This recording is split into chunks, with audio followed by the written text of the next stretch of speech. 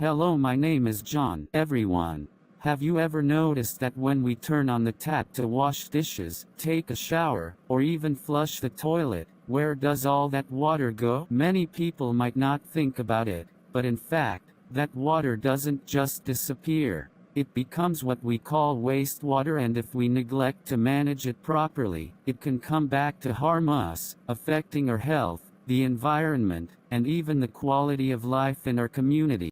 Today we will explore the topic of wastewater and sewage sanitation in detail, focusing on what it is and how it is managed. Let's learn together.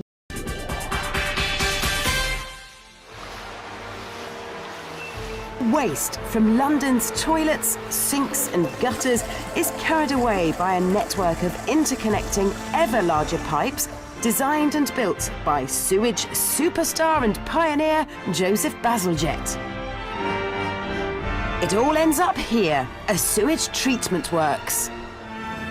This is Beckton Sewage Treatment Works in the east of London, and it's Europe's biggest. It was originally part of Joseph Bazalgette's scheme, but I tell you what, sewage treatment has really moved on since his day.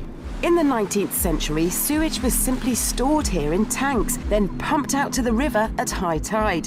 So you'll be pleased to know today's process is a lot more refined and takes just 4 hours for raw sewage to be clean enough to return to the river. Every day, this treatment works handles the sewage from 3.4 million Londoners. Now that's an astonishing volume. It equates to 34 Olympic swimming pools every hour. So how does it treat the byproducts of our late-night beer sessions and trips to the local curry house? The first process happens here at the inlet works. Using these screens, large lumps like bricks, wood, rags are raked out. Once collected, these large objects will all be washed and sent to a landfill site nearby. They've even had half a car here. Meanwhile, the remaining sewage passes on to the next part of the process into these primary settlement tanks. Now very basically, it enters at that end and flows relatively slowly this way. Over the top of each tank is a moving bridge, which has 2 blades to remove solid organic material from the sewage. The top blade skims scum from the surface, while a second submerged blade dredges the heavier settled sludge from the bottom of the tank. All this solid sludge is then sent for further processing. The remaining sewage then flows down this way towards the secondary biological treatment process. And here it is. In these tanks, the sewage is mixed in with billions upon billions of bacteria, so all the dissolved materials that still remain can be biodegraded. And pumping air from below at very high pressures causes the sewage to be saturated with dissolved oxygen, and this accelerates the biological breakdown. It's brilliant. Finally, the treated effluent is tested to ensure it's clean enough to go back into the Thames. Meanwhile, remember all of the solids which were skimmed off earlier? They're taken to a processing plant. All sludges are brought to this filter press where it's dewatered, and the resulting sludge cake is incinerated, and that provides 75% of this entire work's power needs. Wastewater treatment has 3 main stages. 1. Primary treatment removes trash, sand, and grease. 2. Secondary treatment uses microorganisms to break down waste, such as in aeration tanks. 3. Tertiary treatment improves water quality using methods like membrane filtration or UV disinfection.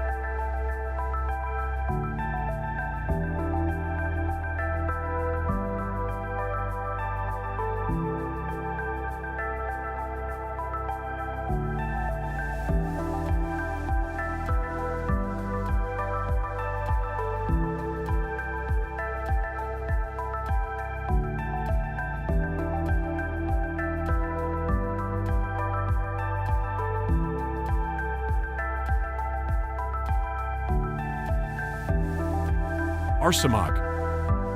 Environmental innovation. Visit us on arsamag.com and learn more other Arsamag solutions. It's a topic we'd rather not think about.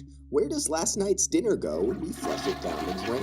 While you may already be grossed out just thinking about it, this question leads way to a significant subset of civil engineering and a massive amount of public funding. Just like all dogs go to heaven, all drains in a city lead to a wastewater treatment plant where that wastewater gets turned back into water that we can drink.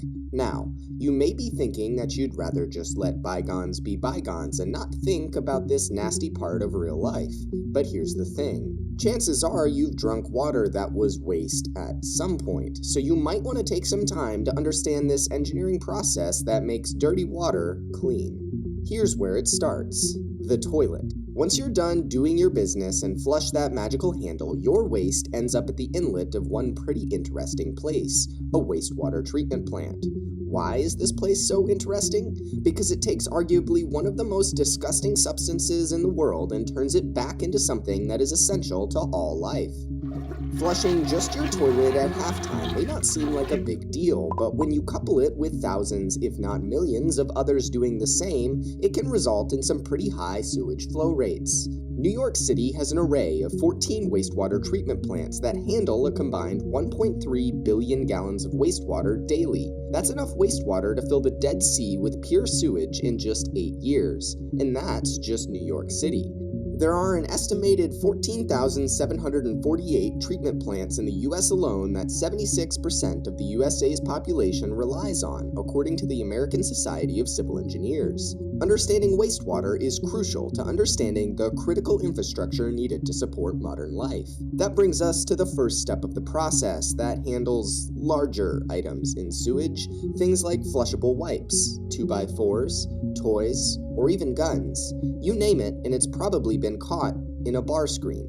Bar screens are exactly what you would think. They are large vertical bars that stand at the inlet of nearly every wastewater treatment plant, designed to stop larger items from getting to the plant and hurting machinery like pumps. This first process where bar screens are used is commonly referred to as pre-treatment.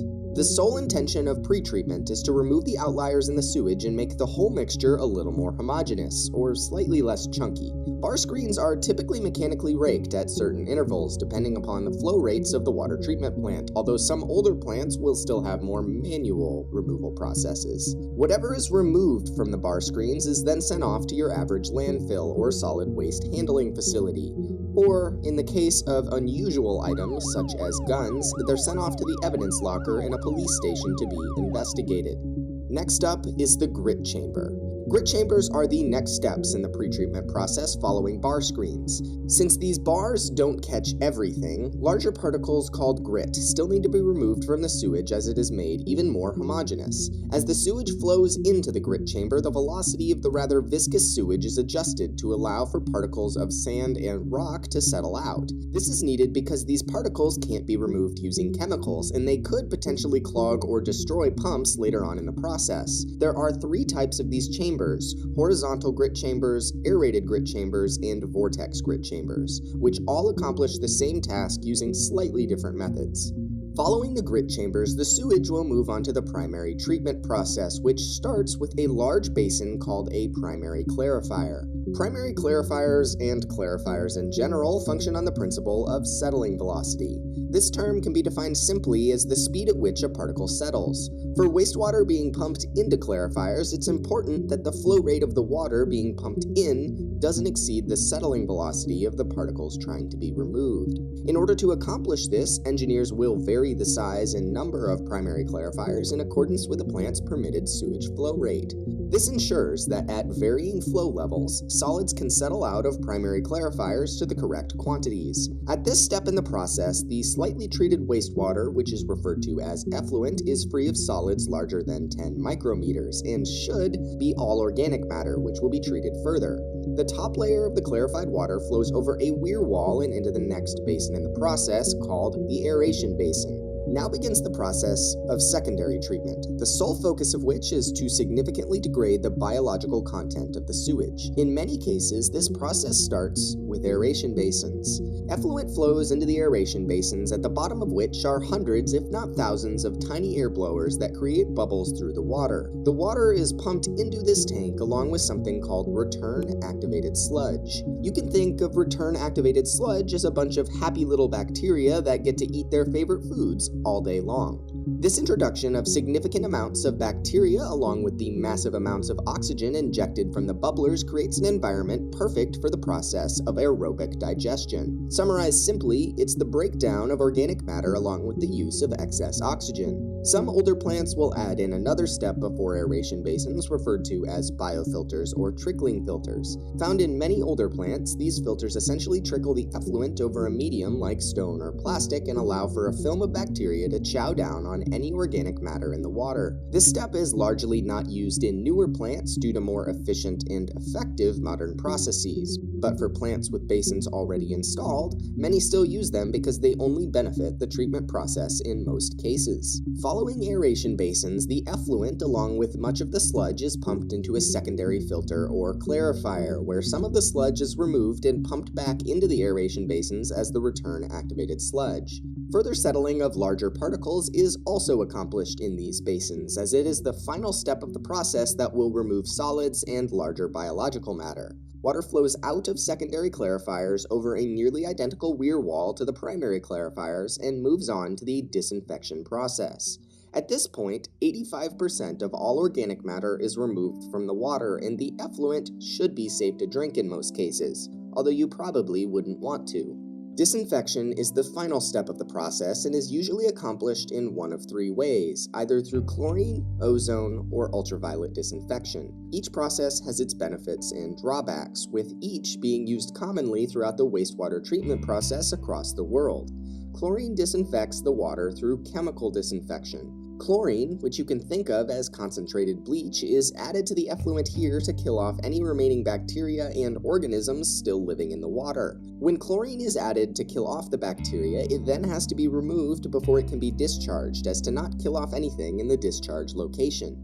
After this, the water is safe enough to discharge into a stream or lake. Ozone disinfection is another method of disinfection that involves pumping an electrical current through the water that causes oxygen molecules, O2, to disassociate and combine with a free oxygen molecule, forming O3, known as ozone. Ozone is an incredibly strong oxidant and causes microbes' cell walls to leak, rapid cell decomposition, and overall damage to cells. In other words, it kills off bacteria. The last common method uses ultraviolet light to scramble bacteria's DNA so that they cannot multiply.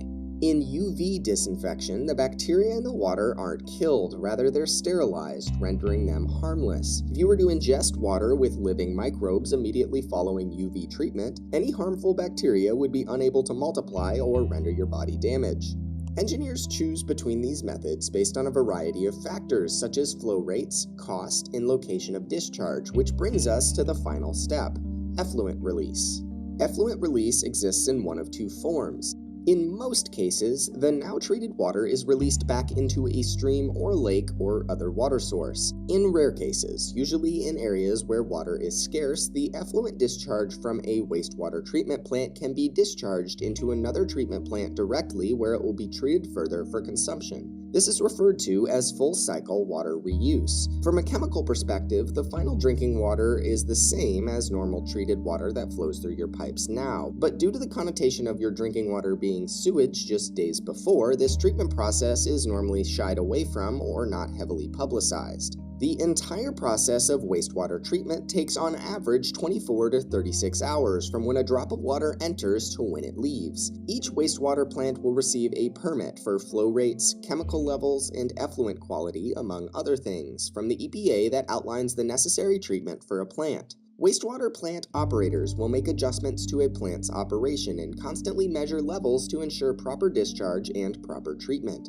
Without these operators and the dirty job that they do around the clock, our sewage would always stay sewage, and sanitation in modern cities would be much, much worse. Wastewater treatment is an essential dirty job, and you can thank the 14,748 treatment plants in the US alone for not having to worry about what happens when you flush. Wastewater management is part of Sustainable Development Goal 6, SDG 6, aiming for all countries to have sustainable wastewater treatment systems by 2030. It follows the principle of common but differentiated responsibilities, CBDR, where developed countries provide financial and technical support to developing nations for pollution control. Several major international agreements address wastewater and environmental management. The UN Water Convention, 1992, promotes cooperation on shared water resources and pollution control. The Marpol 73/78 Convention prevents marine pollution by requiring ships to have sewage treatment systems. The Basel Convention, 1989, regulates hazardous waste, including toxic industrial wastewater. The Paris Agreement, 2015, promotes cleaner production and wastewater reduction together. These agreements emphasize global cooperation to protect water resources. Global standards and guidelines. WHO and UNEP publish water quality guidelines defining safe limits for pollutants, e.g., BOD, biochemical oxygen demand, COD, chemical oxygen demand, TSS, total suspended solids, pathogens, bacteria, viruses. OECD polluter pays principle. Those who cause pollution must bear the costs of managing it to prevent damage. Regional policy examples. Europe, EU Water Framework Directive, promotes zero pollution ambition and river restoration. Asia, ASEAN environmental cooperation, encourages regional collaboration on water and pollution control. United States, Clean Water Act 1972, requires all industries to treat wastewater before discharge into public waterways. Future trends. Adoption of green technology, e.g., water recycling, bioreactor systems, real-time water quality monitoring using AL and IOT, strengthened regional cooperation to manage boundary pollution. A hygienic bathroom must be clean, have good ventilation and lighting, be convenient and safe to use, and be regularly maintained. Users of public restrooms should also practice good manners, such as, before using, check for cleanliness after using, flush the toilet and close the lid before flushing, and most importantly, never forget to wash your hands with soap and clean water. Is that correct? Everyone likes to use a clean public toilet. Let's keep it clean with 4 simple steps. Flush thoroughly even if in a hurry. Keep the toilet seat clean for the next user. While freshening up, bin the litter properly. Keep the floor dry when washing hands and dry your hands after. Flush, clean, bin and dry. A little thoughtfulness can make a big difference to everyone. Let's be considerate. Keep our public toilets clean and hygienic. I'd like to have a chat about toilets, to be precise, about the lack of them, and its effect on undernutrition. Let's make the link. Okay, here goes, don't be shy. 1 out of 3 people does not have access to a decent toilet. 1 billion amongst them practice open defecation. This has a direct impact on undernutrition. Every year, more than 3 million children under the age of 5 die due to undernutrition. Some of these deaths are directly attributable to poor sanitation and hygiene conditions. Open defecation facilitates the spread of infectious diseases. Feces contain different sorts of pathogens, protozoa, worm larvae, viruses, and bacteria, which are just waiting to be transmitted to healthy hosts. There are several ways this can happen. They can be passed on when hands aren't washed properly and the hand comes into contact with food. The pathogens can also be picked up from the soil.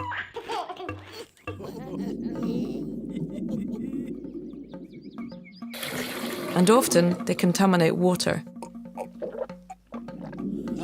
They even stick to the legs of flies, moving from feces directly to your plate. The pathogens attack the small intestine. It defends itself by expelling water, which causes diarrhea.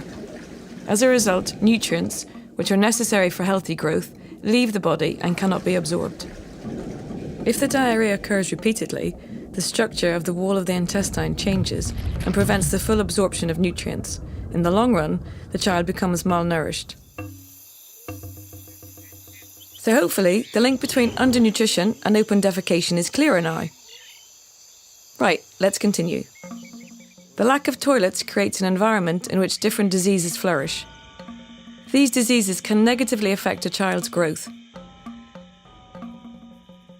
It increases the risk of assaults on women, creates shame, and has negative financial effects for families, hence worsening undernutrition amongst the most vulnerable. Every year, diarrhoea is responsible for the death of more than 600,000 children. It is the third biggest cause of child mortality. You find this situation unacceptable? It is, not least because solutions exist. With proper access to toilets, diarrheal infections can be cut by 1/3. Washing your hands with soap and water halves the risk of disease. There are financial benefits too. For every €1 invested in sanitation, there is a net gain of 5 because people are healthier and earn more for their families. An investment in sanitation is an investment in development. So now you know that undernutrition cannot be defeated without access to toilets for all. We have to break this taboo. Simple solutions exist. It is now a question of funding and political will. Let's stop children dying from undernutrition. Let us be that generation.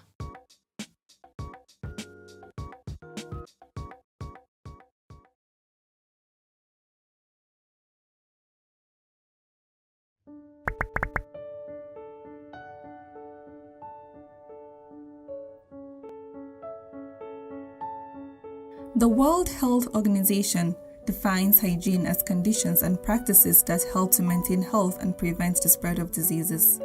Most rural communities in Nigeria lack access to water, sanitation, and hygiene facilities. Less than 1/3 of Nigerians have access to basic sanitation facilities, and an estimated 50 million Nigerians still defecate in the open.